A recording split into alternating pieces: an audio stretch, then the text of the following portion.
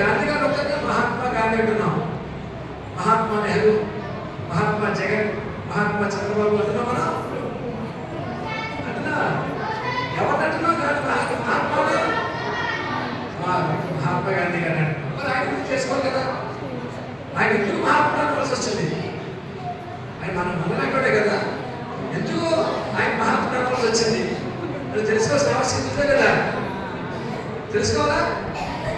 ఈ విషయాలు తెలుసుకోవాలంటే మీరు బాలవేసుకున్నారు, ఖచ్చితంగా బాలవేసుకున్నారు. గాంధీ గారు చిన్నప్పుడు ఏం చేశారు, స్వామి వివేకానంద చిన్నప్పుడు ఏం చేశారు, రామకృష్ణ రామ చిన్నప్పుడు ఏం చేశారు, ఇటువంటి అన్ని కథలే చెప్తారమ్మా నీకు. బాల వికాసంలో కేవలం కథలే. ఏ రకమైన నీకు హోంవర్క్ ఉండదు, రిటైర్ వర్క్ ఉండదు, చక్కగా చెవితో పెట్టు, చక్కగా మైండ్లో పెట్టుకోవడం. మరి వస్తాను కదా రేపు నుంచి మీ బాధ్యతకి వస్తానా? ఒక్కసారి స్వామి కూడా ఉన్నారు, స్వామి మాకు అవకాశం అండి, మేము వారం వారం బాల వికాసం వస్తాం, మేము మంచి విషయాలు నేర్చుకుంటాం, మాకు అవకాశం అండి ఒకసారి కనిపెట్టుకుని ఒకసారి చేయొద్దండి. వస్తానన్న వాళ్ళు వారం వారం బాల వికాసం వస్తానని చెప్పేసి మరి స్వామి కూడా చేయొద్దండి, మరి ఖచ్చితంగా రావాలి. ఏదన్నా వెరీ గుడ్. స్వామి నమస్కారం చేసుకోండి. స్వామి మంచి విషయాలు తెలుసుకుంటాం,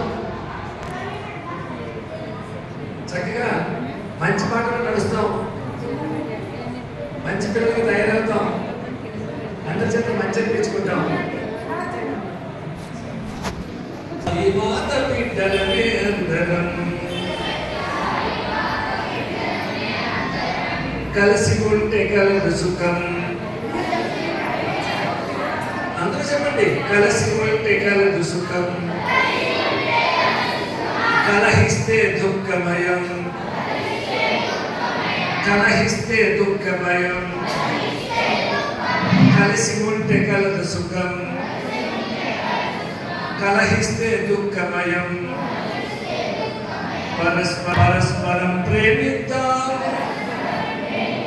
పరదూషణ మానేద్దాం, కులభేదాలు వద్దు మనకు, కులభేదాలు వద్దు మనకు, భాషా భేదాలు వద్దు, భాషా భేదాలు వద్దు, అంటరానితనం వద్దు.